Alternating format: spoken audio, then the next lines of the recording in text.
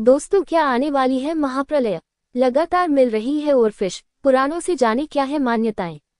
लगातार समुद्री किनारों पर ओरफिश, जिसे डूम्सडे फिश भी कहा जाता है, दिखाई दे रही है।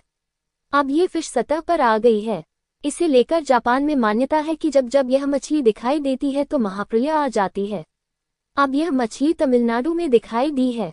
साथ ही पुराणों में भी मछली को लेकर कई मान्यताएं रही हैं। आइए जानते हैं पुराणों में मछली और प्रलय का क्या रहस्य है। क्या महाप्रलय आने वाली है? क्या कोई बड़ी अनहोनी होने वाली है? इस समय लगातार यह सवाल उठ रहे हैं। ऐसा इसलिए क्योंकि लगातार समुद्री तट पर ओरफिश मिल रही है।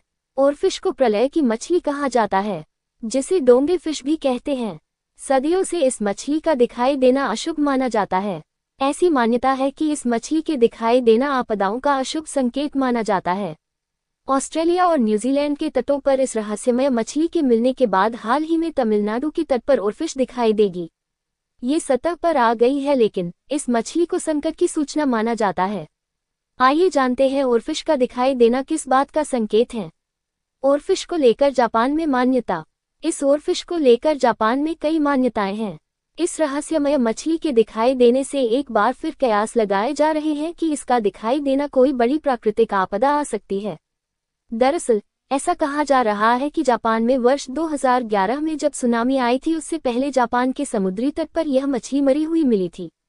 बता दें कि ओरफिश गहरे समुद्र के अंदर रहती है। यह शायद ही कभी सतह पर आती है। महाप्रलय और हिंदू धर्म में मछली को लेकर मान्यता। हिंदू धर्म में प्रलय की मछली को लेकर मान्यता है। मनुस्मृति के अनुसार मनु पहले ऐसे मनुष्य था जिसने मानव जाति को दिशा दी थी। मनु ने ही अपने अनुयायियों के साथ मिलकर पहली बार समाज के नियम बनाए थे। मनु गाथा में भयंकर महाप्रलय की है। यह ऐसा प्रलय था जब समस्या जीवन नष्ट हो गया था। पुराणों में वर्णन है कि एक दिन मनु अपने तपस्वी जीवन में व्यस्त थे। तभी उसे एक विशाल मछली ने चेतावनी दी कि बहुत जल्द एक विनाशकारी बाढ़ आ सकती है। प्रलय आने से पहले भगवान विष्णु ने मत्स्य अवतार लिया और मनु से कहा कि एक विशेष नाव का निर्माण करें।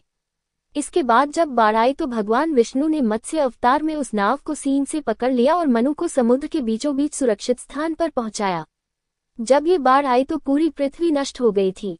इसके बाद मनु ने अपने अनुयायियों के साथ मिलकर एक नए युग की शुरुआत की थी।